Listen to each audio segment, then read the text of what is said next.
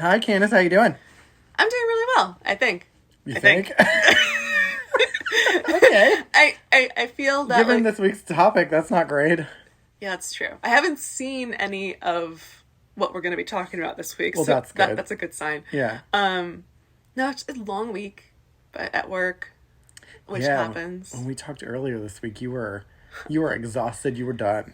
Oh, well, also on Friday, our IT staff has a lovely lack of communication aspect with their work. And I hope they don't listen to this. Sorry, guys.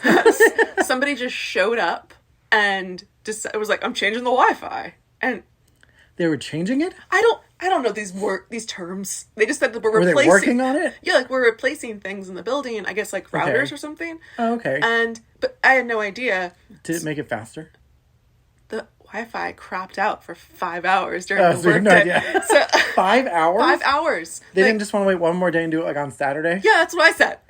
But like, I had no idea like what he was doing. I didn't know it was like going to take the Wi-Fi out of the building and like suck it into the ether, but it did. So did you like go to the library or? No, because I can't like really leave the building. You can't leave the archives? So okay. I was kind of just sitting in my office, continually refreshing the different Wi-Fis. 5 hours. And that's the thing. I called you like at the start of it, just being like, I am done. That sucks. I mean, the nice thing though is like silver lining. Yeah. You got paid to do nothing for 5 hours. Oh, I was like catching up with students and like talking about their projects. So I did stuff. It's just I was trying to be even more productive to finish out the week. Okay. And then it put a snafu. And then like the students couldn't clock into their HR system. So what is their HR system? They have to like, it's like you go on like an app and you click like I'm in, and then you're like now I'm at lunch, and then I'm back from lunch, and then it's like a a punch in. Yeah, it's a punch in like. Oh, okay. Online. I was so confused. Oh, sorry. I was like, but you need Wi-Fi for it. Yeah. Oh, that's annoying. You can't just like write and do a little punch clock thing. No, I wish I had the little thing and go like beep beep, and then just like that. Yeah. Like put it down. No, so that was the end of my week. But then I got my hair done today, which I was really happy about. It looks very beautiful. Thank you. I was going to tell you before, but my hairdresser says people know me there because I'm the girl with the long red hair. You have very, very beautiful hair. Oh, thank you. Like, it's crazy. Yeah. Thank you. I didn't know I had a fan base for the hair, though, so I'm like, no, what? I mean, I'm not surprised because I can think of most people would probably see your hair and be like, my God, I wish that was... Because you have, like, naturally thick, long hair. Thick. Like extensions and you're like what people get their hair to look like, and yours is just natural. She's thick and she's wavy. Sometimes she's feeling curly. She's feeling curly. But she's so it was. I love going to the salon. It's Maine and Sterling. Kara is my favorite.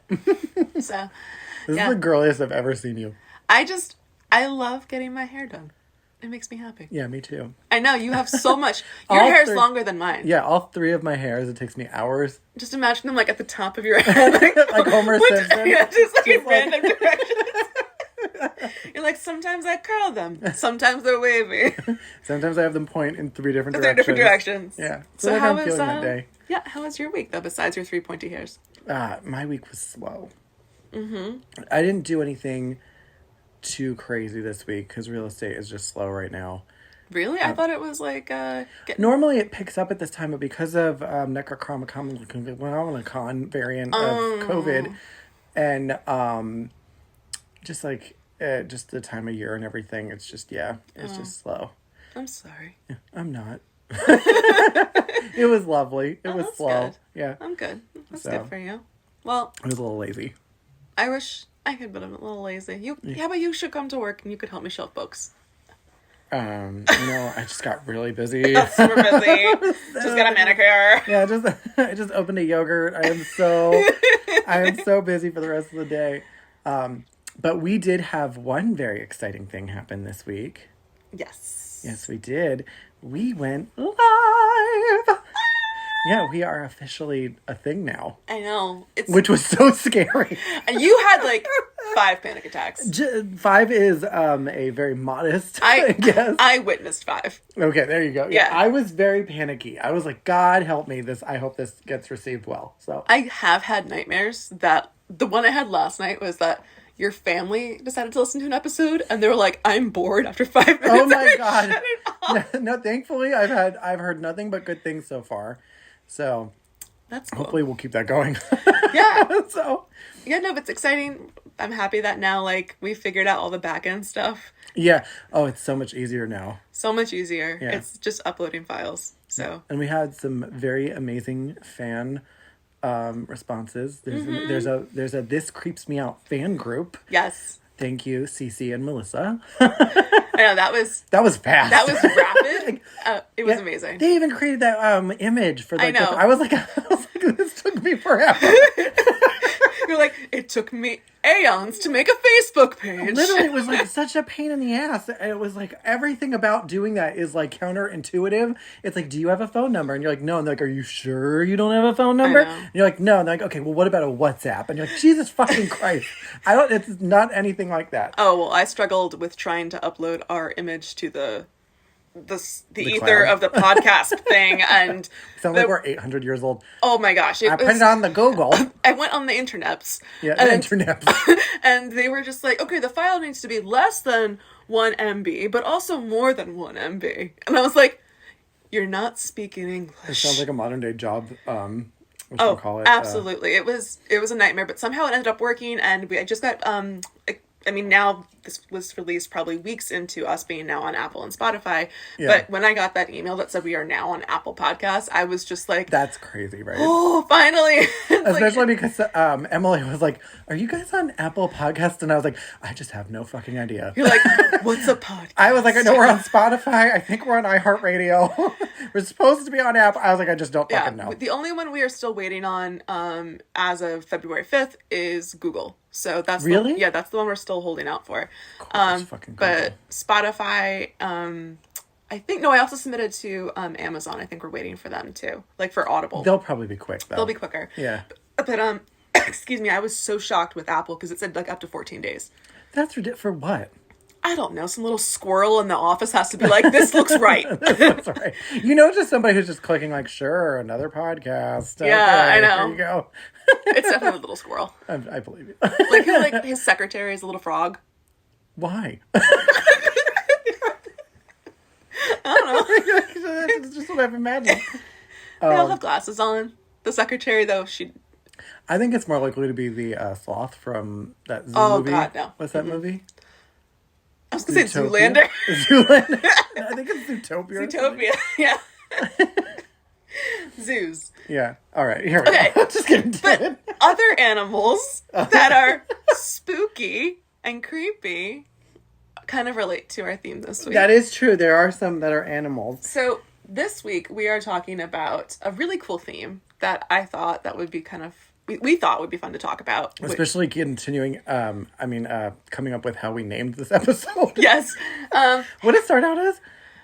Was it Watchers of Death? Watchers of Death, Predictors of Death. Predictors of Death. But we ended up with Heralds of Death. Which is the actual official thing to call these things. So yes. that was really dumb of us. It was a good ending for that. Yeah. So, very typical of me. Yeah.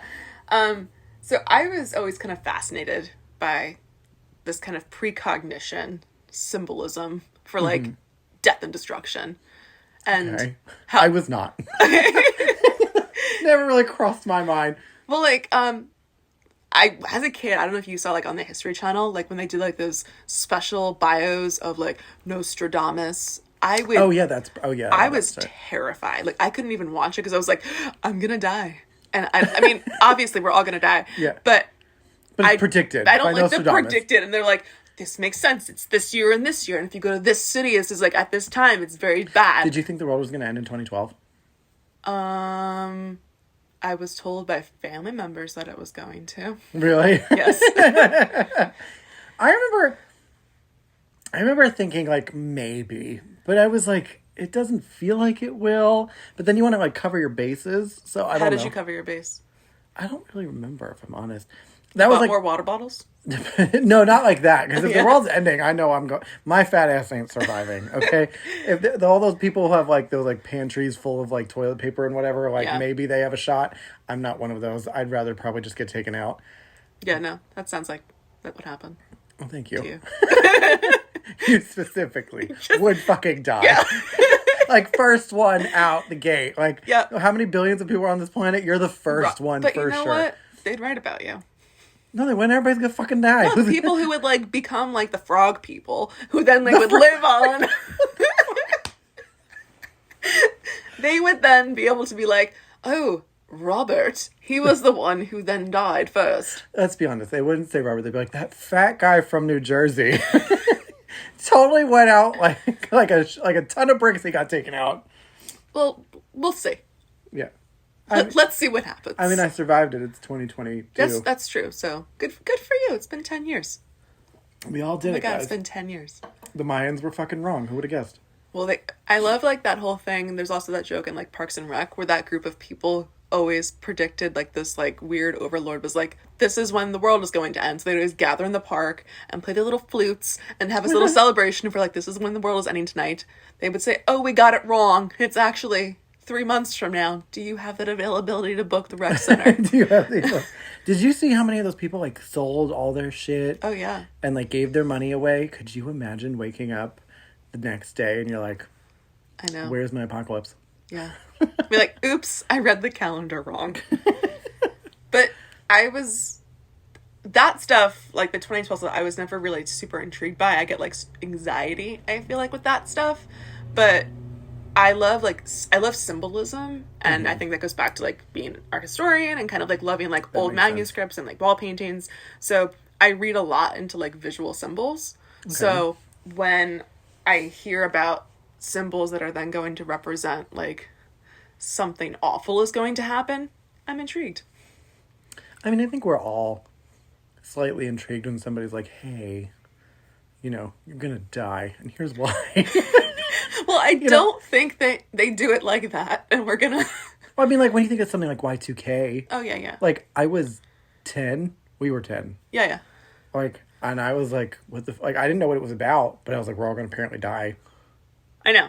Like, yeah, no, that was scary. What? I remember actually being very scared, but that's because I was 10 and didn't really understand. Well, because it was like, yeah, it was gonna be then 2000, and everyone's like, everything... electrical is going to fail, and we're going to go back to, like, the Stone Ages. I heard that stuff. Which, when you're 10, is terrifying. Yeah, because you're just like, I love going on AIM. I love my dial-up modem. Yeah. My Tamagotchis. Who will take care of them? So, yeah, those were the concerns then, but... Yeah. You have one. I mean, you said you read about, like, some birds. Oh, I mean, there's some, like, some general heralds of death are apparently black cats, which I feel like always are... That's not fair for the cats. Yeah, black cats always get kind of, like, pigeonholed for, like, anything bad. It's just sad, because they're so cute. They're my favorite of the cats. Yeah, apparently if you hear them, like, meowing at midnight or something like that, that can be a sign of... That sounds like they're having a good time, though.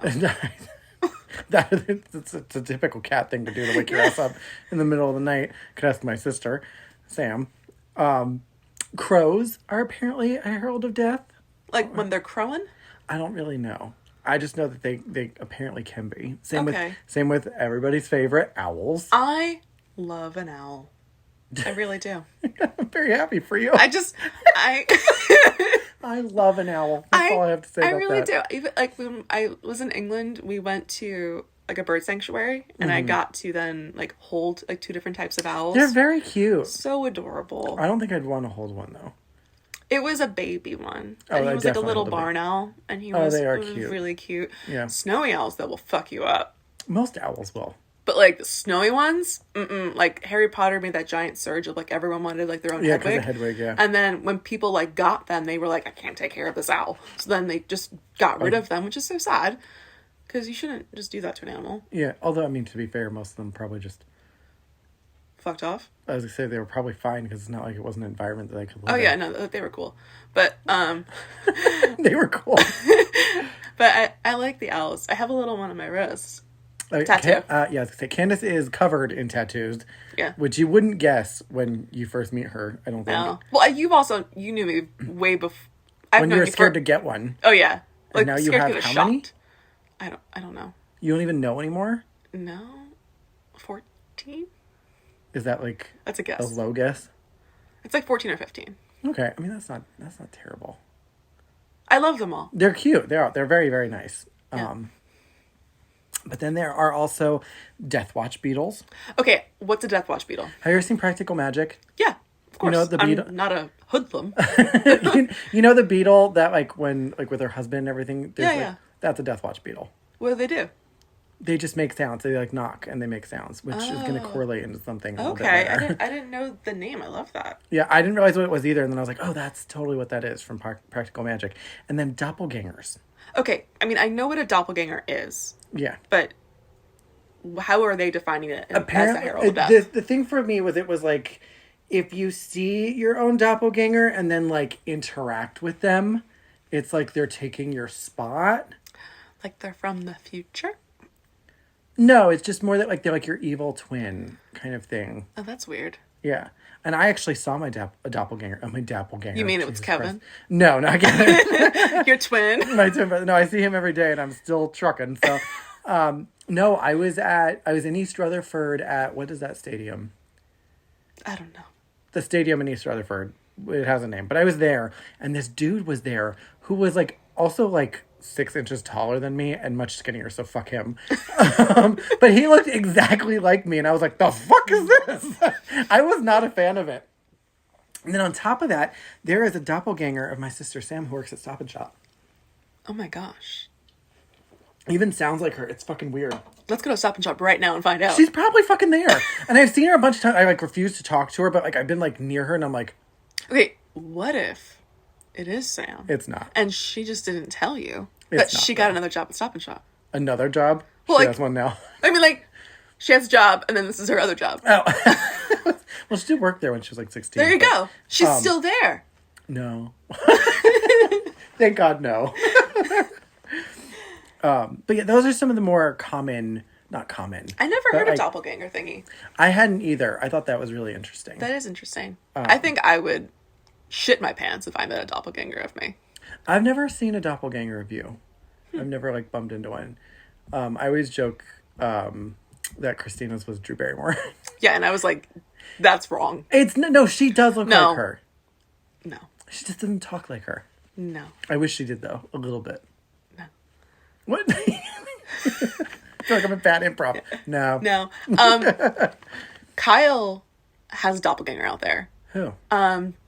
When his family was driving through New Hope, Pennsylvania one time, they were going and Sarah, Kyle's sister, swore that like it looked like Kyle from behind. So she like looked at the window and she got her phone out and she like was like, is this like Kyle?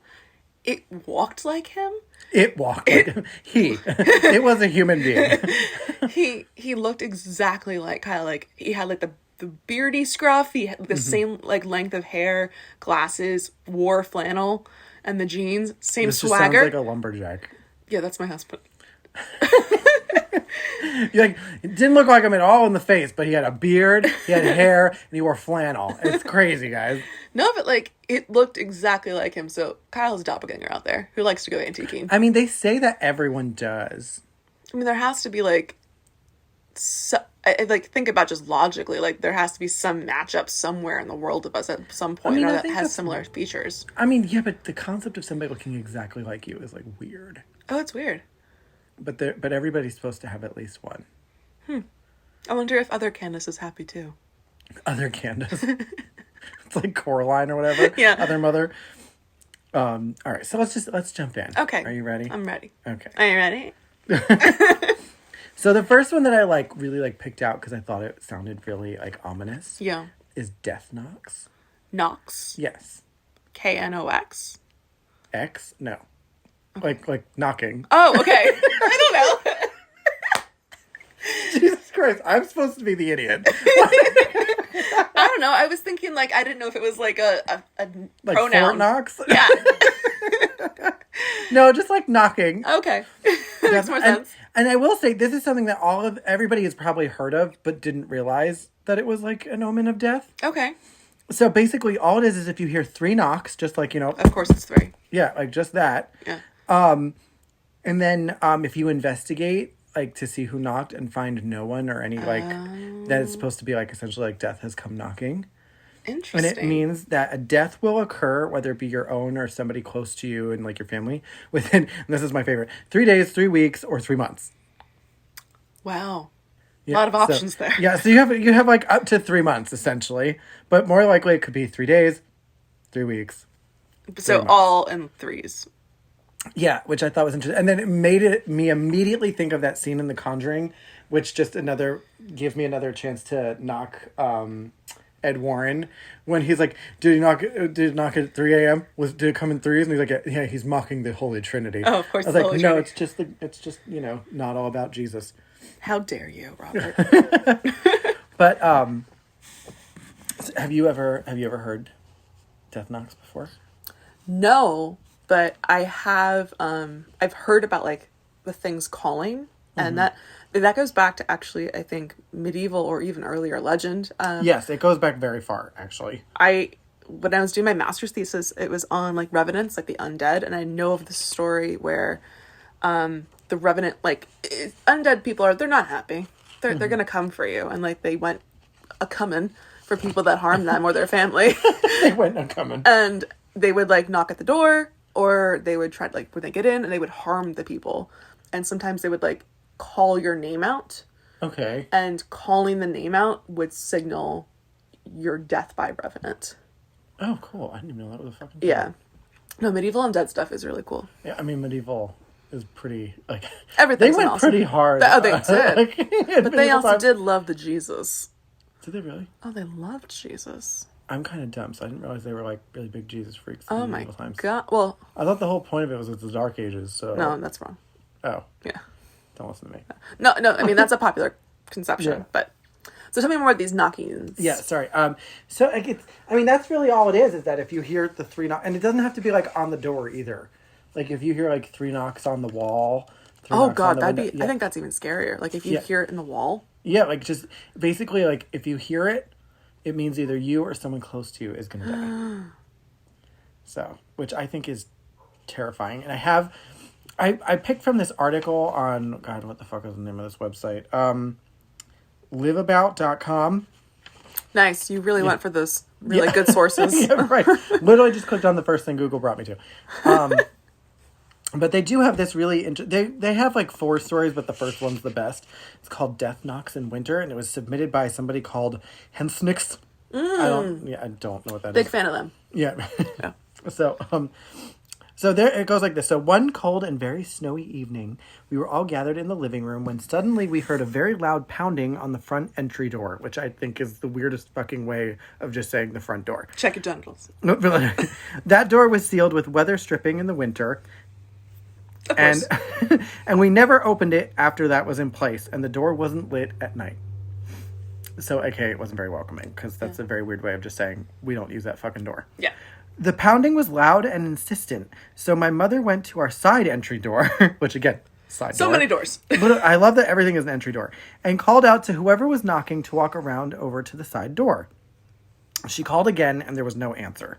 She turned on the outside light over the front door and peered out the window with the intent of motioning the visitor over to the side door. There was no one there, and there were no footprints in the freshly fallen snow. My mother turned to us and said, "This means that there will soon be a death in the family." Oh, she knew. She was like, obviously. Could you imagine? Yeah, your mother just turned to you and went, "This means there will be a death in the family." I feel like that would have happened to Philip and me. Yes, actually, you're probably the wrong person to ask this to. Because I could see your mother turning like dead face and say it exactly like that. Yeah. If my mother turned to us and said that, we'd be like, "Are you fucking nuts?" Like, what the fuck are you talking about? Especially because you would think that most people are like, oh god, and you're like, what? And they'd be like, okay, there's this whole thing, but no, she's like, there will be a death. And then she just went to bed, And that's it. Good night. It's probably gonna be you. Like, there will be a death in the family, and everybody's like, and she's like, let's go watch Jeopardy. But so then they're like, my dad, being the skeptic, suggested the noise was the wind blowing something against the door, which I have said this about everything, is it's always the straight man response to everything. Yeah. Like Sub-Basement 993. Are you sure it just wasn't the wind that blew the door closed? But the next morning we got the call that our Uncle Charlie had passed away unexpectedly. That night? Yeah, he had died that night. Okay. So it's... I think she killed him. Oh, you think it's a whole murder conspiracy? I think we just figured out Shirley's evil death plan. Sure, we've named her now, too. Shirley. Shirley. She committed murder, and she blamed on... How did she get somebody to knock on the door? It was her stick contraption that she built outside. Okay, I don't think... She MacGyvered it.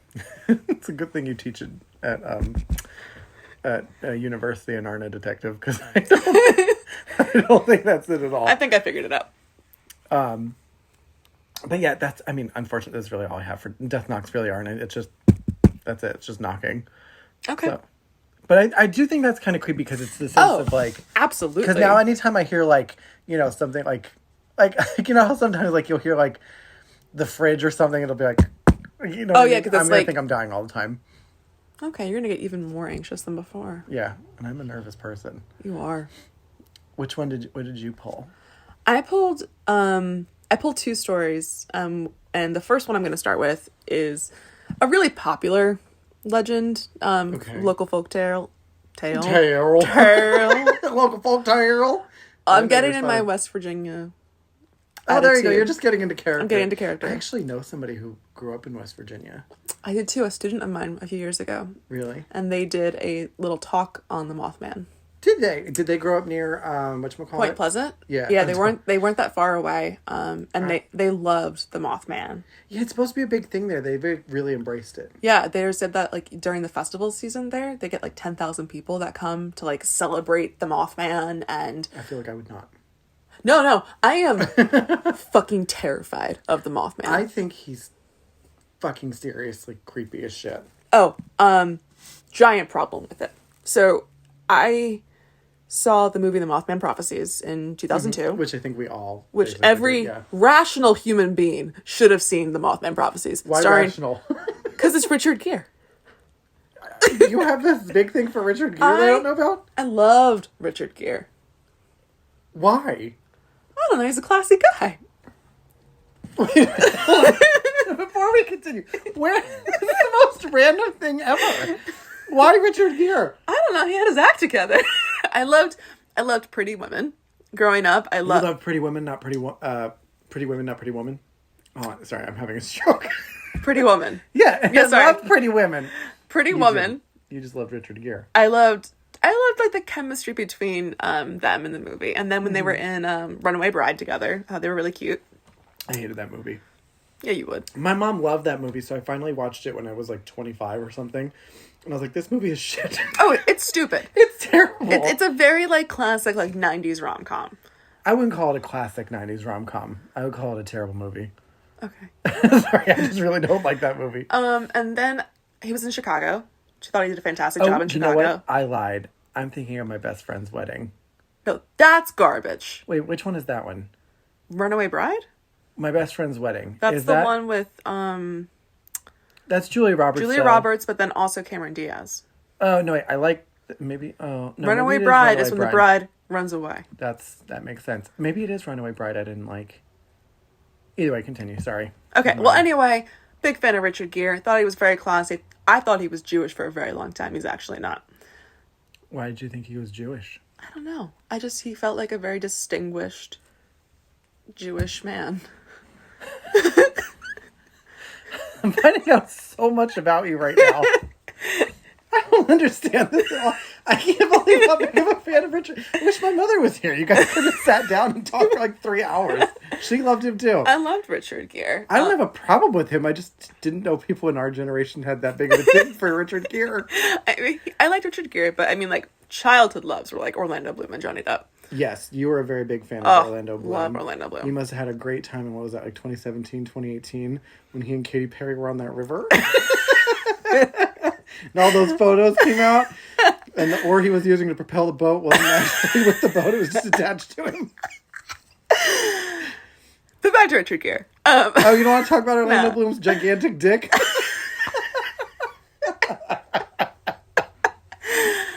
Sup, Mothman Prophecies.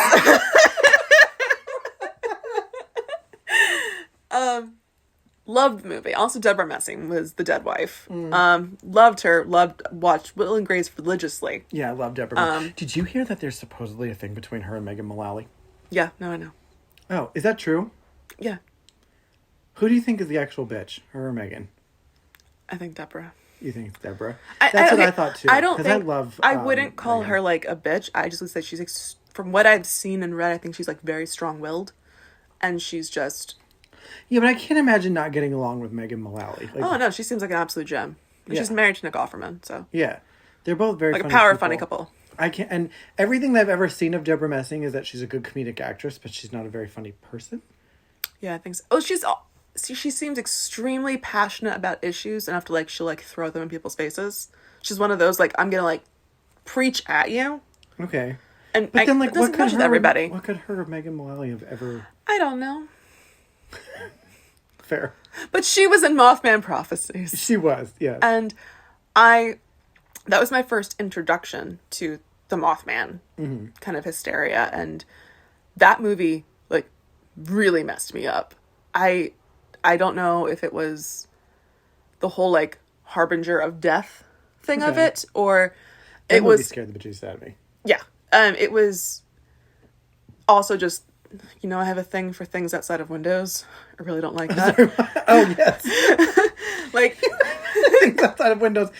Like trees, birds, I do like trees and birds and squirrels and frogs. Maybe things that are not supposed to normally be outside exactly. of windows. So, I don't like it when, and okay, I still have a problem with every time I walk out of bed in the middle of the night to go to the bathroom. Oh, yeah. I look out the freaking window to the backyard religiously, and it's a problem. Why? I feel like I need to. And that means there. One day you will see something. No, I know. This is not good. That's terrifying. Yeah, no, I know. Not good. I need to move. Well, it doesn't matter if you... maybe you're going to move to where you'll see something. Don't say that. I want to get away from it. Oh my God.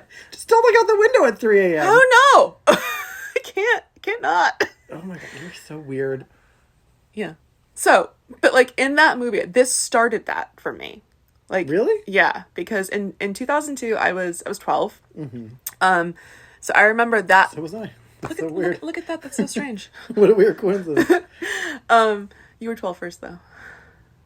Was it? Oh yeah, you were born June, right? Yeah. It's only a month. You're older. You're June what? 3rd. 3rd? Yeah. It's not even a month. Okay. See? Okay. We're basically the same age. Okay, that's fine. Kyle's older. Yes, Kyle is older. Yeah. But there were many scenes in that movie where the figure of the Mothman would be right outside the window, or... Was it? Yeah, or they'd kind of show you these visuals of this dark figure with these very vibrant red eyes, and then it would vanish. And it would have these large wings. So the whole thing with the Mothman is it goes back to at least the telling with Point Pleasant, West Virginia, to the 60s, 65, 67, I think. And it's about the whole destruction of the bridge and the multiple sightings up to the destruction of the bridge of everyone locally seeing this creature that's about 7 to 12 feet tall. That had 7 to 12 feet they tall. had these. I watched an awful documentary before we gathered, and I am so sorry to my previous self for making myself watch that. And they would say various reports were okay, it is this high, the wingspan can go up to 12 feet, and people keep saying, oh, it could have been the crane. There's this one king crane or something. Yeah. That, and they say it because it has this... It's a bird. It's a bird. Yeah. Yeah. It has this red patch around its eyes. So its eyes are not red. It's that it has red feathers. Which always annoys me because a lot of people would see it at night. At night or dusk. Which, I'm sorry, unless you have bright lights on the figure... Even then, the red feathering wouldn't glow red. No, it wouldn't. It would just be red. No. Someone also mentioned there was a connection to the owls because, of course. Everything is owls. Could it be birds aren't real? Saying how when you look at an owl with lights, and then kind of the reflection of the owl's eyes would kind of jump back at you. But they're not red.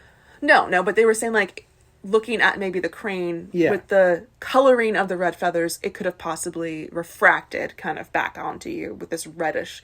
I think that's a bullshit theory. Yeah, anytime it has to get that complicated, I'm no. Yeah, it's a weather balloon. It's a blimp.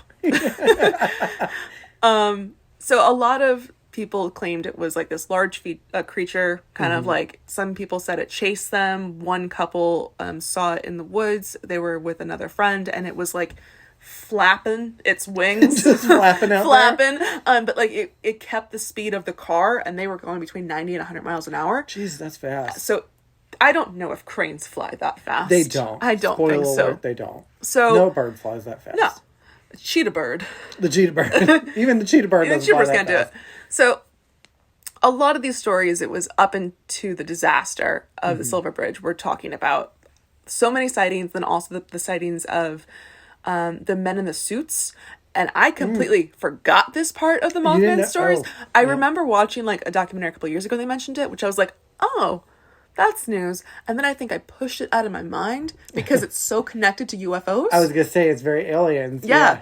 And I was like, while watching it downstairs, I was like, oh no, fuck. And Kyle was like laughing at me because it's just like, I completely forgot that it was connected to something extraterrestrial. Yeah. Yeah. And so like people would say that these men in black would come to their doors and then like ask them have like really toothy smiles or something. They would call them the grinning men too, which that's another terrifying feature of this. I don't mean to be stealing No. It's thunder here. This documentary did like these awful drawn reenactments. Oh my god! And they also had like these like grinning men drawings, and like this was so it's like the mouth of Sauron. Oh, it really was. They interviewed like the guy who owns the museum in Point Pleasant, Virginia, West Virginia. Is he a weirdo? He's a weirdo. But the town does well now because of people coming, and it has like this very strange history with like nuclear World War II factories that were then abandoned, and there was also a curse on the town they claimed by a Native American chief, which they say is connected to the possible curse of the town. I claim this sounds ridiculous. It goes back to his name was Chief Cornstalk, and he that's his name. He really? Yeah. He there was a large dispute over property because the settlers were saying it was theirs, but really it was the Native Americans who were taking care of the land, and it was in essence the land that they were on. It was their land. So the settlers then killed him and his son. And a descendant of his was talking in the documentary saying how there was nothing about a curse. And this was like the settlers thinking about, that's a very old time that goes back to like the 1700s. Yeah. Nothing was discussed about a curse until the early 1900s when there was a school play. And the only reason they found out about this school play was they found this pamphlet of the play in a closet that nobody opened for like decades. Okay. And within that play, it had the transcript of what they were supposed to say, and it said, and then our town has a curse on it for 200 years, because when Chief Cornstalk was killed, he said, I'm going to curse you for 200 years of this land. And his descendant was like, I don't think this, like, actually happened. I think somebody fluffed it. Somebody fluffed it, and then someone then told their kid, their friend, their neighbor, then everyone just said the town's cursed. Are you saying it became an urban legend? It became an urban legend of the town being cursed. Exactly. So that was connecting to this whole like Mothman history of how this town has been kind of cursed / destined for a disaster to happen. Mm-hmm. Well, the Mothman usually, they say, appears before something traumatic is going to happen. Yeah, like some big tragedy. And besides the Point Pleasant bridge crash, they said like he was not seen after the crash. Like ever again, right? Ever again. And like a lot of people in the town said they did see him for about 2 years leading up to it. And that's a long time. Yeah, and that bridge disaster killed about 46 people.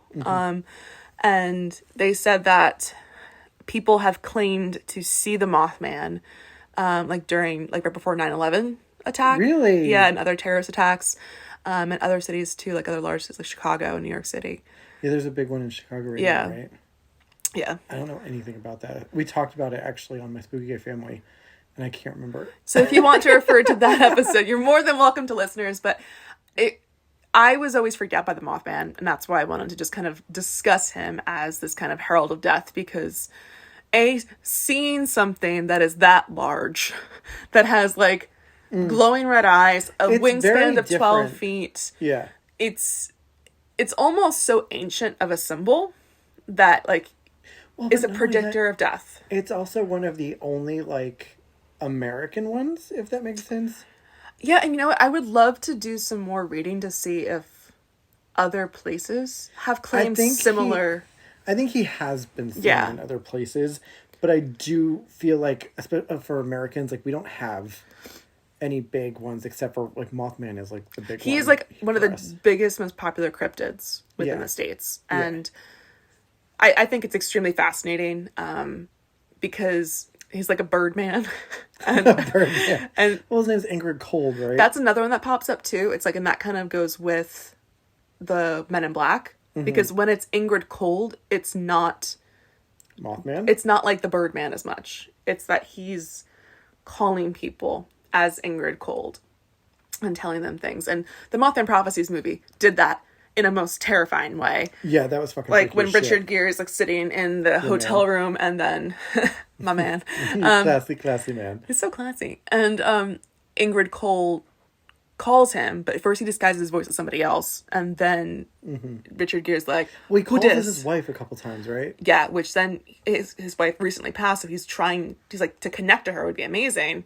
And then Ingrid Cole reveals himself as, I'm Ingrid Cole, I'm trying to like warn you.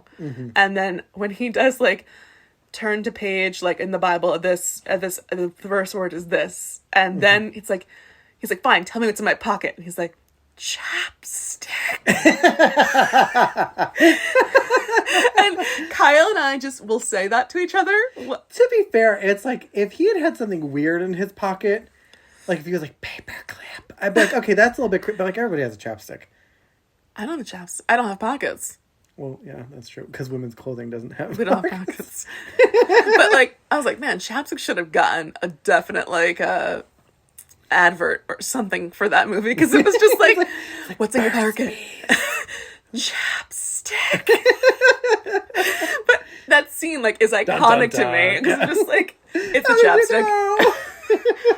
Yeah. In the middle of winter, you have a chapstick in your pocket. How dare him? How freaking crazy is that? But Ingrid Cole knew. And that was another thing that like people would say they like spoke to Ingrid Cole, and I always heard that people would say like they spoke to him and it wasn't like creepy or like weird. It was like just like a conversation. Yeah, and they didn't feel scared. It was just like, yeah, which like that movie kind of talks about a little bit too, like how that one guy becomes obsessed kind of when talking to Ingrid Cole, and then like he ends up walking outside and freezing to death. Yeah. But like he said, yeah, he's just telling me things, and which is scary. Yeah. So yeah, and people question like, is the Mothman a villain, or is he kind of... Well, he never hurts anybody that I know of. He doesn't, but it's scary though to maybe think of like a monstrous, what we deem as monstrous, right? Like something like that tall with a wingspan of that large, telling you things. Like, or hovering around a location that's saying like... I wouldn't want to bump into him. No. Do you think there's just one Mothman, or do you think there's multiple Mothmen? Well, I mean, it depends, because like I feel like when you get like real, and you go down the rabbit hole of the Mothman, I think the movie tries to make it seem like there's just like this one. And he like moves all around. Yeah, but like when you talk about like the actual thing and talking about like people seeing like the Men in Black and everything like that. Oh, don't like it. It's very clear that he's supposed to probably be an alien. I don't like that. I mean, like, but I mean that makes sense, except for the fact that like, I don't know. We can't talk about this. No, it's fine. To me, just mentally did not prep for that. I don't love when people try to make it seem like aliens are like some weird psychic, like that they're like, we know what's about to happen to you guys. Like that doesn't really make sense to me. Like, why would they be able to foresee the future? Like they're just. We don't know what they have. Like we don't know what they do. We don't know what they got. Oh my god, we don't know what they have. We don't know. That's true, but I mean, think of it. Like if we went to another planet, we'd be aliens to them. Yeah, absolutely. But we can't. Can you foresee the future? No. I can't even figure out how to work my phone. Like, no, you didn't know how to upload a file to Google Drive. It took me forever to transfer it. Like I had to like figure out how to like audio, like edit everything. Like I'm proud of you. You did it. Yeah, like that's why I always laugh when people act like aliens are probably going to be like 13 steps ahead. And like I'm like, they're probably just dumbasses like us. That's okay, really well, the Men in Black and Ingrid Cole and the Mothman, they knew shit. I mean, yeah. Well, maybe it was a self-fulfilling prophecy. That could be. Maybe he was just warning people of shit he was about to do. I'm gonna take down a bridge. He's like, the bridge is gonna collapse, and he's over there every night like unscrewing one bolt at a time. fucked up. Yeah, but that's the Mothman in a nutshell. But I didn't want to go too much in depth because I feel like people know a lot about the Mothman already. Yeah, I mean, he's a pretty popular, and like I said, because in America, like, I can't, I mean, unless I'm missing a major one, I can't think of many, I mean, we have our own, like, local cryptids, like the Jersey Devil's one of ours. No, but I mean, like, Heralds of Death. Like, oh, no, he's a really, he's a classy one. Because it's like, growing up, it's not like in Europe, I know they talk about different kinds of, like, Heralds of Death, whether we're going to actually talk about a couple of them, so I don't want to, like, mention it just yet. But no, that's, you're right. I think he's kind of the biggest one in America. Yeah. I mean, we've obviously, America being like the melting pot, have things from all over cultures around the world, but and we've carried over some of those, beliefs and customs. But I think you're right. Kind of, the Mothman's pretty homegrown. Yeah, he's like our real own Herald of Death. Like, so he's our aside alien. From like the Grim Reaper, which is everybody's. Everyone loves him. Yeah.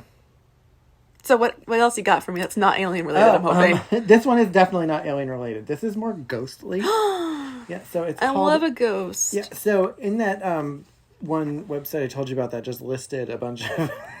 Your research skills are amazing. Let me tell you something. I just go out there and I put something into Google. Look at and you. I find lists and whatever, and I'm like, that seems interesting. Let's talk about that. I'm proud of you that you can read that well. Thank you.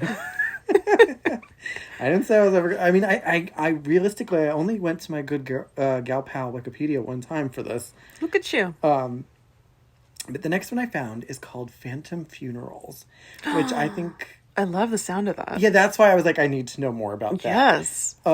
And ironically, this one actually has, the one I found has like an actual American, whatchamacallit, monster? Famous instance. Oh, okay. Sorry, forgive me, I'm terrible with words.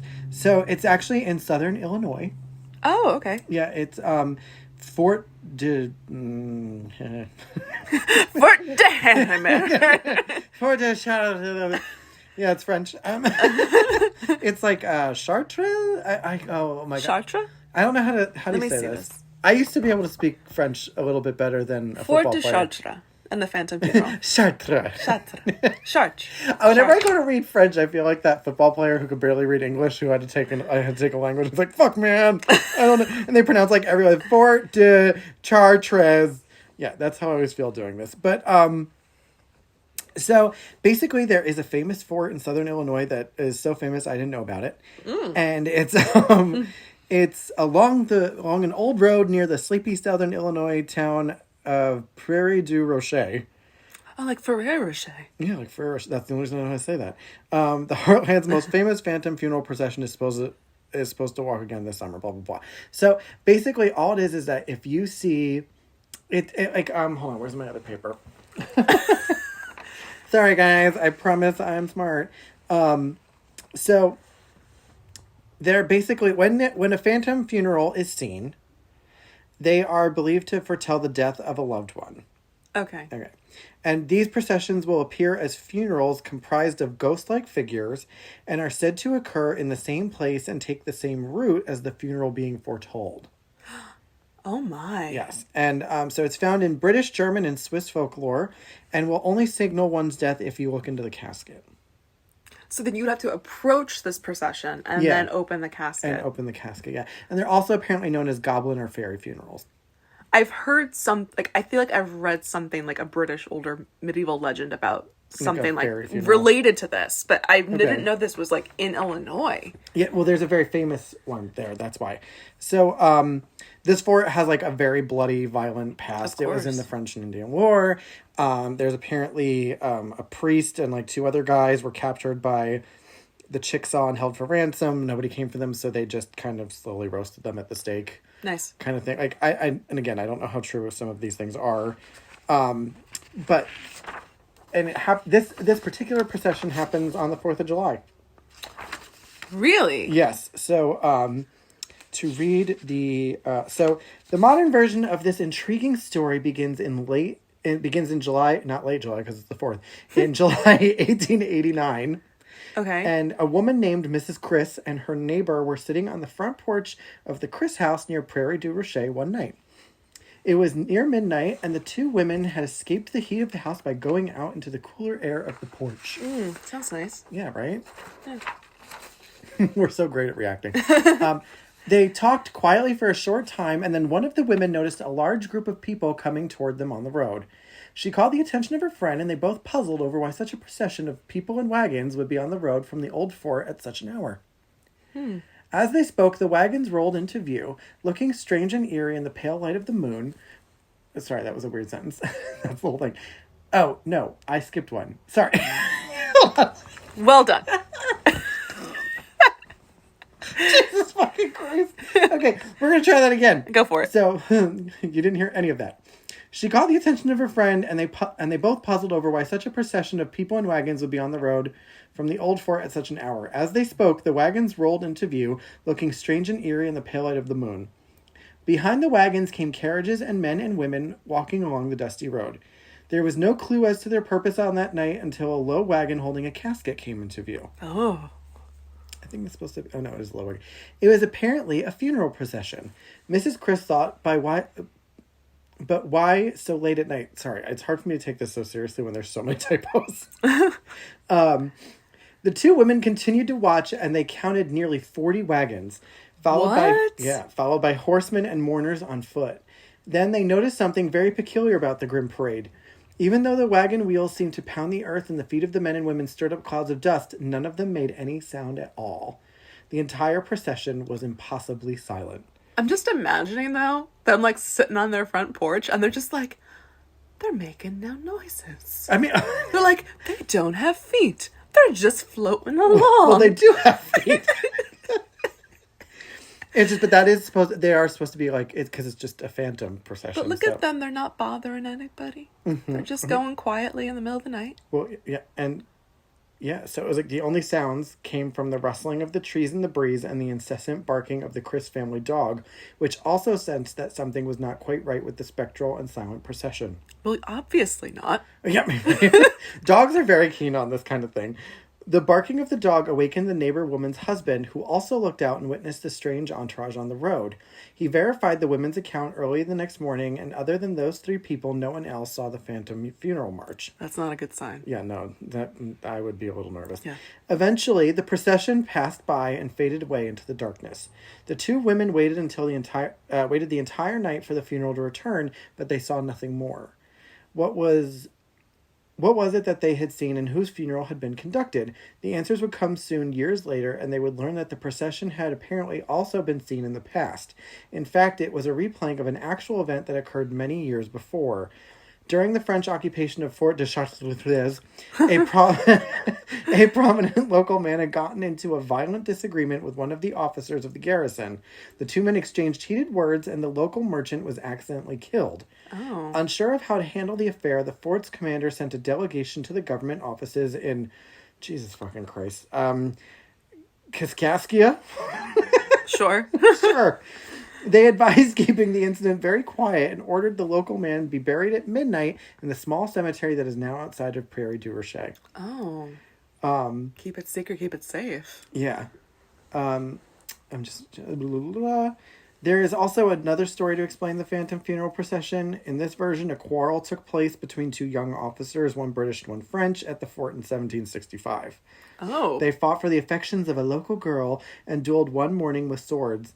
The British officer was killed and the Frenchman fled downriver to escape the authorities. The British officer was allegedly buried in secret to prevent hostilities between the two European factions in the region. While the truth behind the story has been lost, it is believed that Mrs. Chris and her neighbors were witnesses to an inexplicable event that was replayed more than a century after it first occurred. Since 1889, accounts have been sketchy as to when or even if the phantom procession has been seen. It is known that July 4th fell on a Friday as recently as 1986, but there is nothing to say if the procession walked or not. In 1997, July 4th once again fell on the designated day, and while no one actually saw the procession, thanks to a lot of foolishness and people driving back and forth along the 4-mile stretch of road between the fort and the cemetery all evening, there was one odd event that took place. A staff member at the fort reported to me that, this is whoever wrote the article, that later summer, that on the stroke of midnight, all of the coyotes in the area began to howl in unison. It only lasted for a minute or two, but I couldn't help but think what a strange coincidence it was, or was it? Perhaps they sensed something in the air that no animals of the two-legged variety could discern. I love the way Midwesterners phrase things. Oh. Coincidence or not, you'll have the chance to search for the Phantom Funeral on your own in the future. July 4th will fall on a Friday in the years 2003, which... missed that. 2014, missed that one. And 2025, so 3 years from now. Yeah. Maybe we should go. We should. If you are feeling brave, take along 2 friends and stake out the old road that leads to Fort de Chartres. Do you want to be Mrs. Chris? Mrs. Chris. Yes. I would love to be Mrs. Chris.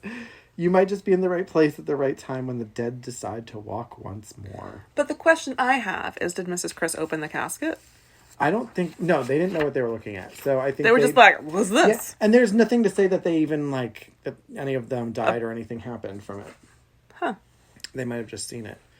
Because that's the thing. If it is a phantom funeral and it's a true phantom funeral, it should be an omen of death. But no one died. No one died in that case. Huh. Yeah. It's interesting. Yeah, I had never heard of phantom... And it makes you wonder, how many times have you driven by a funeral and maybe it wasn't a real funeral? I feel like the description for that one sounds like old and spooky. Mm-hmm. Like, I'm just imagining, like, the police car ushering with the hearse and then, like, 15 cars during midday on a Sunday. I don't think it's spooky. I think it's sad, but not spooky. Yeah, but then when you think about it, what if it's not real?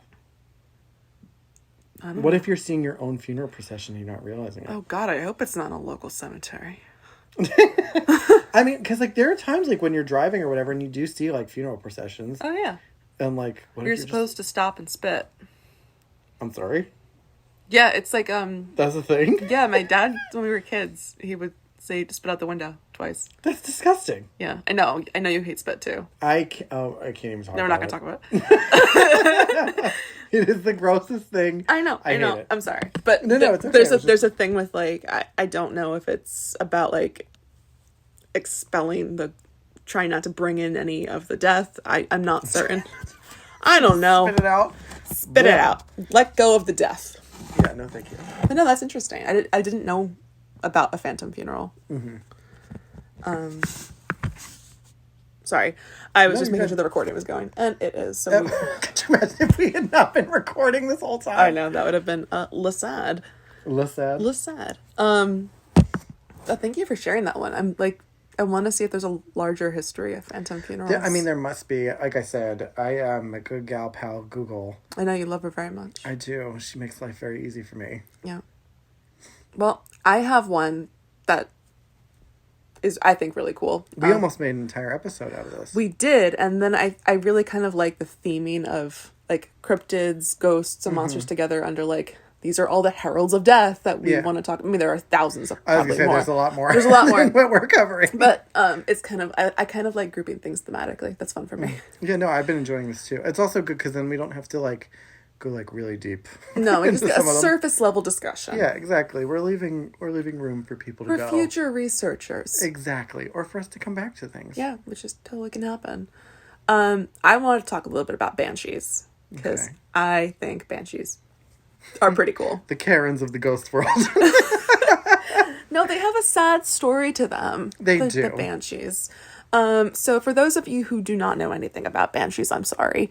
I'll tell you a little bit though. So I was going to say we should always talk about what they are. yeah. So Banshees are an old Irish story, folklore.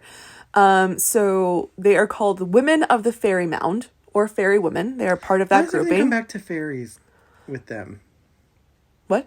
With the Irish, everything comes like Everything even goes with back the to the fairy. Phantom. It's like the fairy. The fairy folk. Well, like their belief system as well of like the older, like the other world is very different. It's very connected to like the fairy worlds. Okay. I used to know more. It's now in the back part of When my I was brain. a kid, I can't begin to tell you how freaking badly I wanted fairies to be real. That makes sense. Turns out I am a fairy. But, see how that worked out for me? No, but I remember watching this movie when I was a kid, and it had to do with them, like, finding fairies and, like, saving a farm or some shit. But, like, Were you really big into Tinkerbell? No, I didn't really like Tinkerbell that much. She's a bitch. I don't know her personally, but like, no, she never really like. She didn't get you. Well, even though she's like a fairy, she doesn't really hit me as like a fairy.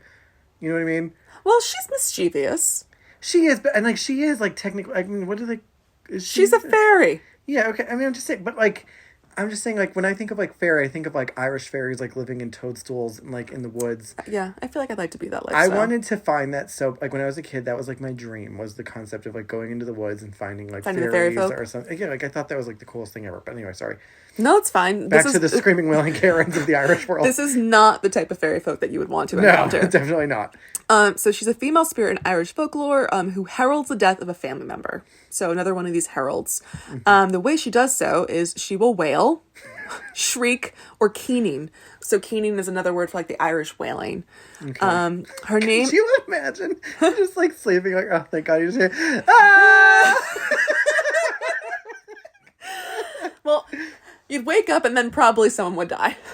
Is that quick? Well, so they don't really say like how quick it happens, but it's all about she's telling you it's not going to happen. You know what's funny? Well, this isn't really that funny because it's a true story. I watched something recently. I can't remember on fucking what, but it was this woman who got murdered. Hilarious, Rob. Okay, bad choice of words. She got murdered, but it was like... she was in Ireland and she was originally from like France or something. You know what I'm talking about? Yeah, I watched like 3/4 of that documentary. Right. Okay, so you know what I'm talking about. I think it was on Netflix, right? Yeah. But there was that whole thing with her potentially seeing the Banshee. I didn't get to that episode. Oh, because she was originally from France, right? Yeah. And like there's a whole thing about like if her husband ended up killing her, she like had this like beautiful little house. Her husband. Her husband. Her husband was a famous. That's where the fuzzband came from. Well, that's cute. I'm coining that. Fuzzband, famous husband. TM. Yeah, right? He was like a director or something in France. Yeah, he's a very famous dude. Yeah. But she wanted to like go to this little like they were, like, cottage in divorcing. Ireland. Yeah, I don't remember everything. But I do remember that she lived near this cottage and like there was like some ruins near there and there's supposed to be like a banshee who lived in there. And people would only obviously see her before a death occurred. Yeah. And she was supposedly had seen said banshee like same day or the day before kind of thing. Yeah. It's her own murder. But anyway, continue. So, but yeah, I mean, like, people are still claiming these banshee interactions to this day. Some descriptions of what a banshee could look like. Sometimes she has long streaming hair and wears a gray cloak over a green dress. That's so right now. Very specific. Yeah, you like my gray cloak and green dress? And her eyes are red from continual weeping. So her and the Mothman are connected there. She just needs some Visine. Yeah, little eye droppies. She also may be dressed in white with red hair and a ghastly complexion, according to a first-hand account by Anne, Lady Fanshawe, in her memoirs. Who the hell is that? I don't know. Lady Wilde in Ancient Legends of Ireland, which is a book, provides another description. The size of the banshee is another physical feature that differs between regional accounts. Though some accounts of her standing unnaturally tall are recorded, which I don't like that. Yeah, no, that's freaky. The majority of tales that describe her height state that the banshee's stature is short, anywhere between 1 foot and 4 feet. A tiny little girl. Okay. Her 1 foot banshee. Could you imagine waking up in the middle of the night to cry some 1 foot tall banshee, like at the end of the bed? That'd be scary if it shows up there. I mean, yeah, it's terrifying. The size of a doll. Oh, I don't like that. Think about it that way, though. That's but also, when I say 1 foot, I'm thinking of like she's got 1 foot. No, of course you do. A 1 foot banshee. 1 foot banshee. That's why she's crying. Yeah, poor her. And they say her exceptional shortness often goes alongside the description of her as an old woman, though it may also be intended to emphasize her state as a fairy creature. Okay. So that's kind of cool. So she could be either very exceptionally short or extremely tall. Very exceptionally tall. So she's not in the middle ground. She's not like a 5'8", 5'9" person. She's not gonna be an average. So I'm not a banshee. Just we've checked that box and we know now. Thank God we we went through that. Yeah. So they are then, people would hear the banshees kind of like doing this wailing or the keening, and the families that they hear the singing or the mournful song and lamentations, that's when something really bad's going to happen, like a sickness to the family, which is going to bring about their death or something like that. Sometimes the banshee will also assume the form of a sweet singing virgin of the family who died young, and has been given the mission by her the invisible powers to become the harbinger of coming doom to her mortal kindred. Oh, Jesus. So sometimes there's this like connection between like, if a woman in your family died, a virgin, and that would be her task then to tell the family of when death is going to occur. So it's like, she's given a job. You know what's interesting? Yeah. I have a story that's kind of like that. Are you a banshee? No. Despite my gorgeous family figure. And your long hair and your gray cloak and your green dress. And I do stand at 1 foot tall. No, one time when me, Kevin, and Joe were little. Yeah. Kevin and I were probably around somewhere between 6 and 8, which would put Joe somewhere between 8 and 10. Okay. This is one of my favorite stories because we had bunk beds and we would sleep with like a light on. And it was probably somewhere between 1 and 3 a.m. And Kevin shakes me awake, like frightened. Okay. And I was like, what the fuck do you want? And he's like, no, you have to understand. I heard something. I was like, what did you hear? And he was like, I heard something go, ah. And I was like, Kevin, go the fuck back to sleep. You fucking annoying person. And then, clear as day, I hear, ah. No. I swear to fucking God, I was like, what the fuck was that? Was this in the same house in Berkeley Heights? Yeah. Well, maybe. Or is it in Berkeley Schmeitz? It was in somewhere. In Nebraska? Yeah, there you go. In our family home of Nebraska. But yes, it was in that house. And the haunted house. The haunted house, yes. So, of course, my reaction is, well, we need to wake up Joseph now. Because now we are both sufficiently So then two terrified. twins go up to the bed and be like, we're hearing, oh. Well, we woke him up, and he, like, Joe was not somebody you woke up. No, he's a very angry person. Yes, when Joe is sleeping, you don't wake up Joe unless there's a fire. And he same kind of reaction. I was like, what the fuck do you want? He's like, you both are fucking idiots. And then, of course, it was like, ah. And Joe was like, what the fuck?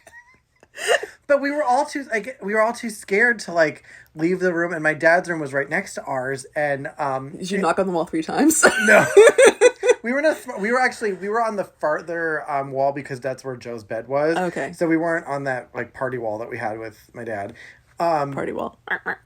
That's a real estate term. Yeah. Which is actually, I'm using it wrong anyway. But needless to say, it lasted for like a little while and then it just stopped and we have never heard it again. That's weird. That is Was weird, it right? Sam listening to something? No. Sam like went to bed. Sam's a sleeper. Sam loves to sleep. Gotcha. But yeah, never heard it again. My father didn't hear it. Sam didn't hear it. Wow. But yeah, so that's our own little, I guess maybe that was a banshee. Maybe. I mean, you do have some Irish blood in you. We do. We ancestrally to go back to Ireland. Yeah. On my mom's side. And there's part of that, not the little bit of Irish blood we both have in our bodies. But it is stated that the Banshee laments only the descendants of the pure Milesian stock of Ireland. Malaysian? Milesian? I thought you said Malaysian. Milesian? Milesan? How do you spell it? Milesian?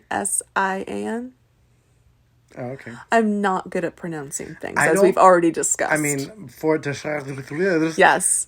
But anyway, so like kind of older Irish stock, kind of like the ones, the family who's been there for a very long time, sometimes clarified as surnames prefixed with O and Mac. And some accounts even state that each family has its own banshee, which is kind of going back to that whole like familial connection with the banshee. One account, however, included that the Geraldines, as they had apparently become more Irish than the Irish themselves, countering the lore ascribing banshees exclusively to those of that stock of Irish people. And they kind of go through like how other families have claimed, like we're the older stock of Ireland, these are the banshees that we have, which is interesting. I know like with my last name being like Riley, there's like that connection with like O'Rallahai being the older version of our name, which has the O in it. What? I said, is it? I didn't know that. Yeah, so like Riley, I mean, you could spell it like 1,000 different ways, and then you can do do you the O. think your Banshee song is just O'Reilly? I hope Forgive me, I just really want it to be. If I was the Banshee for your family, that would be my song. But sometimes it's not just one Banshee. Several Banshees can appear at once. But fun. that indicates that the death of someone great or holy is going to happen. So the tales sometimes recount that the woman, though called a fairy, was a ghost, often of a specific murdered woman, or a mother who died in childbirth. So I feel like I'd heard that before. Yeah. It's like a very specific circumstance that produced a Banshee. Yeah, which is interesting. I feel like it's just like you have to go through all these things, and then it's like, oops, now you're a Banshee. Oops, now you're a Banshee. Oops, now you're a Banshee. And there are a lot of stories with Banshees. I'm not going to go through them. And some really cool like poems as well, and like more about the other world. But there's kind of connection predictors and harbingers and heralds of death that are similar to the Banshee. In Scottish Gaelic culture, there is the Ben Nye, also known as the washerwoman or the laundress. Okay. And these, I think, sometimes get conflated Ben Nye the laundress with Banshees.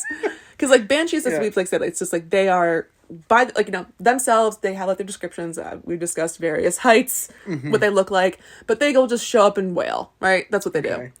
The washerwomen are doing things. They're performing washing tasks. They have chores. That sucks. Yeah. Can you imagine having to do that for eternity? Oh no, it's not eternity, but it's for a certain amount of time. Oh, okay. So a female spirit in Scottish folklore, regarded as an omen of death and a messenger from the other world. She is a type of banshee, so kind of a subsection of that haunts desolate streams and washes the clothes of those about to die. Oh, okay. Yeah, so it goes back to the French term les lavandières, which is a French word under which these night washerwomen are perhaps best known. Sometimes they're called the little washers, little washer of the ford, or little washer of the sorrow. So omens of death and nice little messengers. Not fun. I feel like I could do all this washing and chores. I hate doing the wash. I hate doing my laundry. I fucking hate it. This is what they have to do. How long do they have to do it for? So when they're at the ford, they are seen lonely places doing the washing by a stream or a pool. Okay. Washing the blood from the linen and grave clothes of those who are about to die. Her characteristics vary depending on the locality and differing traditions.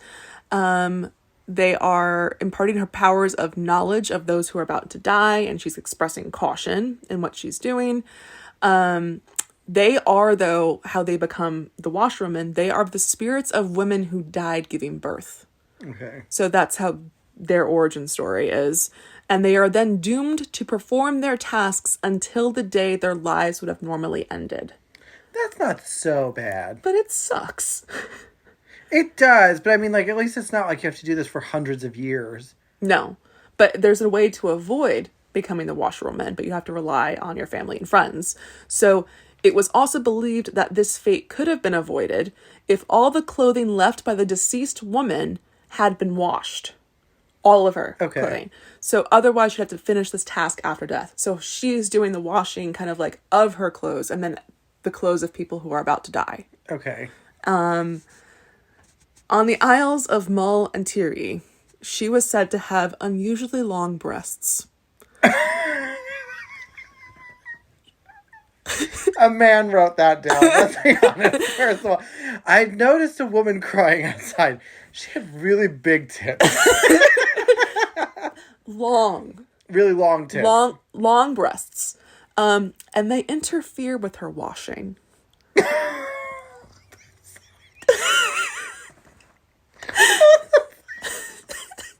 What fucking drunk person. Okay. So much. Somebody probably wrote this down as like a joke, and historians and now are it's like, part of folklore. Yeah. They interfere with her washing so much so. So much. She needs to throw them over her shoulders and let them hang down her back. Down her back? Down her back. Let those titties go back down your back. Why would her breasts be that long? Those who see her must not turn away, but quietly approach from behind so that she is not aware. He should then take hold of one of her breasts. Oh my God. Put it in his mouth. What? And claim to be her foster child. She will then impart to him whatever knowledge he desires. If she says the clothing she is washing belongs to an enemy, then he can allow the washing to continue. But if it belongs to himself or any of his friends, then he can stop her from completing her task and avoid his fate. That is the dumbest fucking thing I have ever heard in my life. I knew you would love it. That is bizarre. Yeah. But this is the Scottish Gaelic washerwoman story. That is totally somebody trolling from God knows when. And all I'm telling you is this is part of the story. Could you imagine if that's like a real thing? Well, now you know to take the titty when it's over the shoulder. When it's over the shoulder, suckle, and say you're her foster child. That's bizarre. Well, now you know what to do. I'm helping you. I think I'd rather die. That is the weirdest thing. So, on the Isle of Skye, the washerwoman was said to have a squat figure resembling a small, pitiful child. Oh, that's sad. Yeah. If a person catches her, she will reveal to him his ultimate fate. She answers all his questions, but he must also truthfully answer hers in return. Is she a leprechaun? Maybe a little bit. If, however, she sees him first, then he will lose the use of his limbs. Oh my God. Jesus Christ. In Perthshire, she was described as a small and rotund and dressed in green and can be caught by getting between her and the stream. Okay. She sometimes said to sing a mournful dirge as she washes the clothing of someone who is about to meet a sudden death by violence. She is often so absorbed in her washing and singing that she can sometimes be captured. If a person can seize hold of her after a stealthy approach, then she will reveal who was about to die and will also grant them 3 wishes, like a little genie. Oh my God. Hence, when a man would be successful in his work of a phase of his life, the people would then say, "Mary, the man got the better of the washerwoman, and she gave him these 3 choices." Okay, why Mary? I don't know. That's the wife's name. So, those are some of the accounts. There's a lot of variations. My favorite one is clearly the long titties. Over the shoulder. Down the back. Can you imagine throwing your tits over your shoulder? No, I can't do that. That would be... Well, I didn't say you could. I just meant like... I wasn't insinuating anything. That's why I said, could you imagine? Yeah, so these midnight washerwomen are not something you want to come across. Yeah. Because, I mean, if you catch them first and you do the things, but you clearly won't, so you would... No, I'd you'd be in trouble. That would be very weird to me to walk up to some woman and... What if you get it wrong? You're like, they're not washerwomen. They're not like this folkloric fairy. Yeah, but the problem is that in that case, if I am wrong, why are her tits over her shoulder and down her back? You're asking all the right questions. Thank you. I thought so too. Oh so, my God. My last one isn't as good as that one, unfortunately. Does the Grimm not have the long titties? No, not that I know of. But yeah, I did want to speak about Grimms because I think they are probably, besides the Grim Reaper, the more common one that everybody knows. The most I know about the Grimm is in the Harry Potter movies. That's why most of us know what a Grimm is, yeah. Actually, realistically. But yeah, it's just, what's her name? Emma Thompson being like, oh, it's a Grimm. It's a Grimm. But, so yeah, Grims. For those of you who don't know what a Grim is, it's usually described as an unusually large black dog with glowing red eyes. It's Loki. It goes by Ingrid Cold.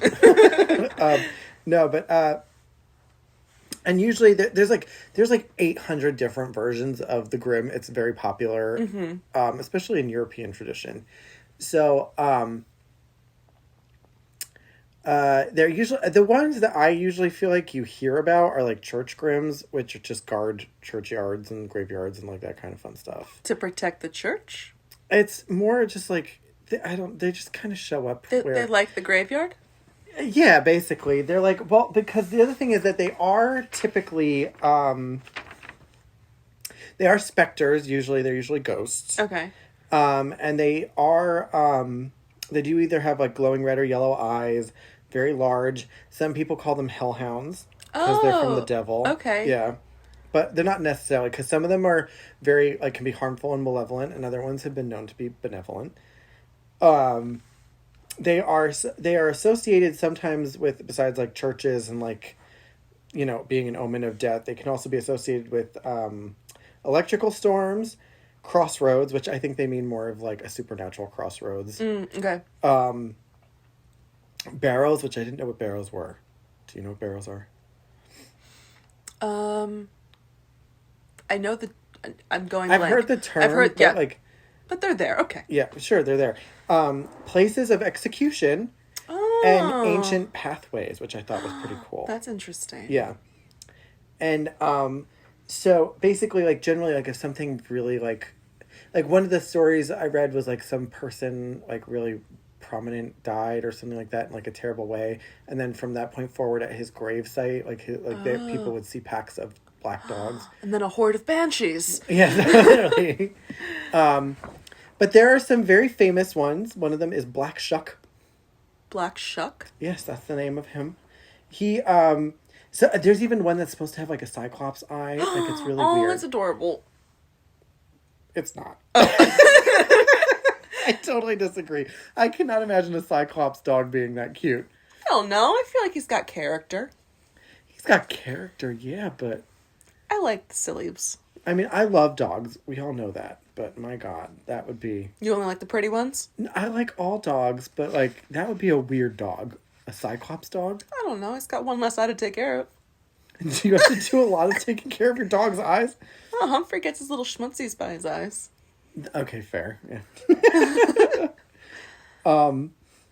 So, there is supposedly a Grim of York. Tell me more. I don't remember most of... Thank you. Sorry, I just know that... I remember reading that there was one. I remember thinking that his thing wasn't that interesting. No, thank you. But I knew since Candace studied in York, I thought you would find that. You should talk to the locals about it the next time you go there. I don't like to talk to people, but okay. So a description of Black Shuck will vary both shape and size from large dog to being the size of a calf or a horse. Whoa. Which is pretty big, yeah. And W.A. Dutt, in his 1901 Highways and Byways in East Anglia, describes the creature thus. He takes the form of a huge black dog and prowls along dark lanes and lonesome field footpaths, where, although his howling makes the hearer's blood run cold, his footfalls make no sound. You may know him at once should you see him by his fiery eye. He has but one, and that, like the Cyclops, nice, is in the middle of his head. But such an encounter might bring you the worst of luck. It is even said that to meet him is to be warned of your death, is to be warned that your death will occur before the end of the year. So you will do well to shut your eyes if you hear him howling. Shut them even if you are uncertain whether it is the dog fiend or the voice of the wind you hear. Should you never set eyes on our Norfolk snarly owl, I don't know what that is, but I'm assuming that's what they call him, you may perhaps doubt his existence and, like other learned folks, tell us that the story is nothing but the old Scandinavian myth of a black hound of Odin, brought to us by the Vikings who long ago settled down on the Norfolk coast. Interesting.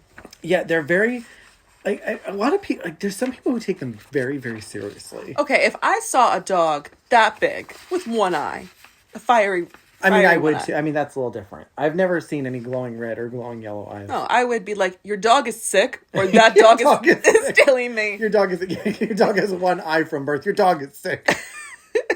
One of the more notable reports of Black Shuck is his appearance at the churches of Bungay and Blythburgh in Suffolk. Okay. I don't think I said either of those churches' names correctly. This was on August 4th, 1577. Nice, good year. At Blythburgh. Good year. Loved it. It was great for me. Black Shuck is said to have burst in through the doors of the Holy Trinity Church to a clap of thunder. He ran up the nave past a large congregation, killing a man and boy, causing the church steeple to collapse through the roof. And as the dog left, he left scorch marks on the north door, which can be seen at the church to this day. I didn't know that story. Yeah, I didn't either. Wikipedia, it's crazy. The encounter on the same day at St. Mary's Church, Bungay, was described in A Strange and Terrible Wonder by Abraham Fleming in 1577, and it goes as such. This black dog, or the... Sorry, this is written in, like, Old English, so forget this. Do you need help? I got it, but it's going to take me a second. Or the divil, which I imagine is the Kathy Bates version of things. Divil. It's a divil. This black dog, or the divil, is in such a likeness. God, he knoweth all who worketh all, running all along down the body of the church with great swiftness and incredible haste among the people, in a visible form and shape, passed between two persons as they were kneeling upon their knees, and occupied in prayer as it seemed, wrung their necks of them both in one instant clean backward, in so much that even in a moment they were kneeled, they strangely died, and your dog... Oh my God, I know! That's just creeping me out so bad. I was like, we can't talk about this anymore. I know. The dogs are coming. Acheron, the bringer of death. Who is a dachshund, by the way. Oh, very cute little boy. A dachshund chihuahua. Yes. He's very cute. He's a chiweenie. A chiweenie. Yeah. I love that so much. They also said, all down the church in midst of fire, the hellish monster flew, and passing onward to the choir, he many people slew. Yeah. That's fun. Yeah, right? That's a fun little... I can't believe I actually read that without fucking it up, so... I love a good parish church story. Yeah, and there's so many stories of Grimm's and everything, and I have my own. Was it when you were hanging out with Kevin's dog Loki? No. Big black dog? The only thing that Loki is an omen of is a nap. Yeah, Loki is not threatening in any way. He's everybody's best friend. He's adorable. He is. He's part lab, so now that he's like 3 now, so he has like lab body. He doesn't eat like he looks like this chunky little tick of a thing, but he only eats like 2 cups of food a day. He's like not even. I don't even think he eats that much. He's a cute. He's a love bub. Yeah, he's a lump. He's so cute. I love him, so cute. But yeah, right after my mom passed away, the day she was getting cremated, me, Joe, and Sam were going to the crematorium, and it was in, I want to say, like, Bernardsville. Okay.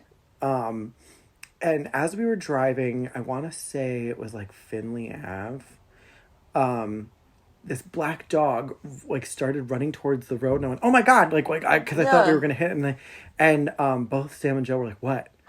And I was like, that dog. And they were like, what dog? No. I swear to God. How big of what? It looked like a normal, honestly, it looked like just like a pure black German Shepherd. Okay, but that's big. It's a pretty sizable dog. Yeah. And then like when I looked back, I didn't see him again. Like it was like weird. That's weird. Okay. Obviously I'm still alive. So, but they do say, but like with recent deaths, they say people will see a Grimm. So they think I saw a Grimm. I don't know if I really saw a Grimm. We're gonna go with you saw a Grimm. It's more spooky that way. Yeah. But have you ever seen a Grimm? No, I haven't. Really? I'd probably try to befriend it. My thing is, I would just think it's a dog. Yeah, I'd be like, hi, you want friend? Literally, that's how I love dogs so fucking much. They are like everything. But yeah, I have my own Grimm story, and thankfully I'm still alive. So. Or maybe you are a phantom right now, and I'm gonna open your casket. Well, that's good. Did you take a hex thing tonight? No. You are so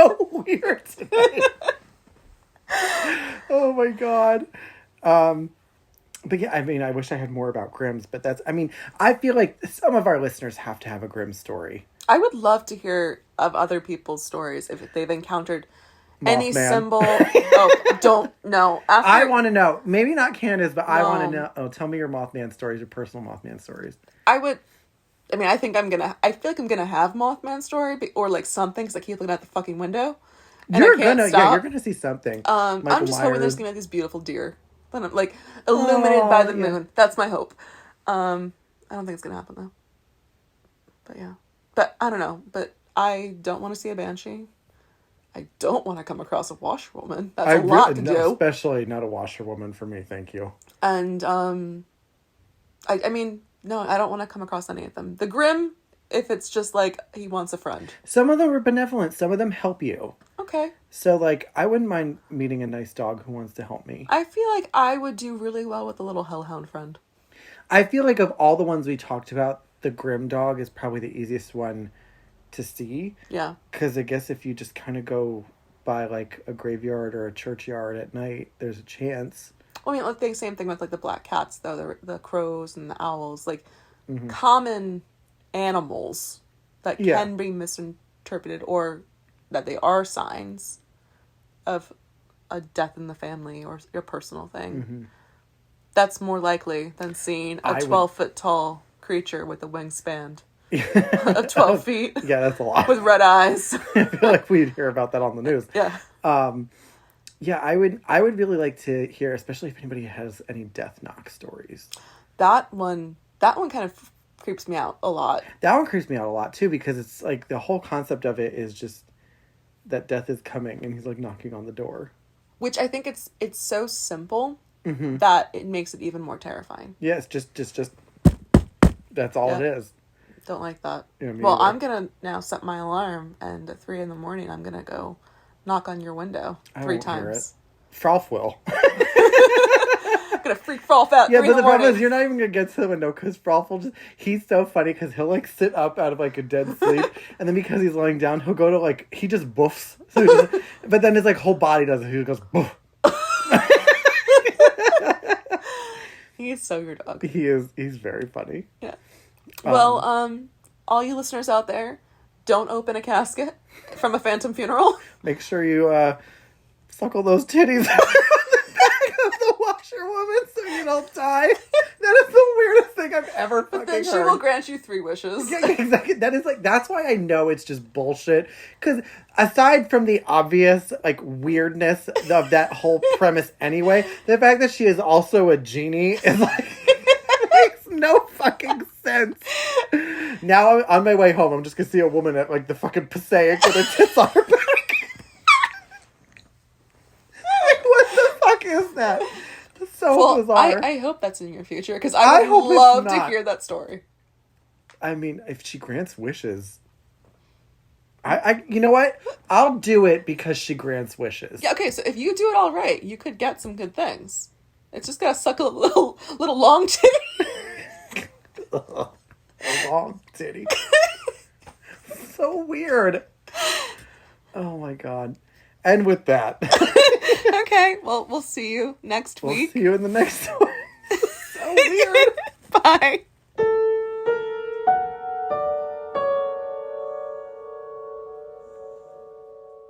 A banshee does appear to us, a harbinger of death, a warning that soon one of us will draw their final breath. It was a dark and stormy night, no moon to light the sky. I wasn't more than 4 or 5 when first I heard her cry, a wailing lamentation that filled me with affright, and in the morning I was told, your granddad died last night. Perhaps it's just the wind that's whistling round the window pane, or maybe it was thunder or the rhythm of the rain. The old ones say, an omen and death won't be denied. The devil's out a-hunting when you hear the banshees cry.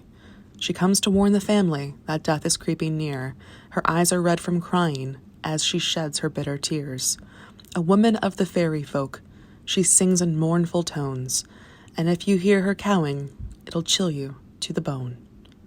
This poem is attributed to the Irish Rovers, entitled The Banshee's Cry.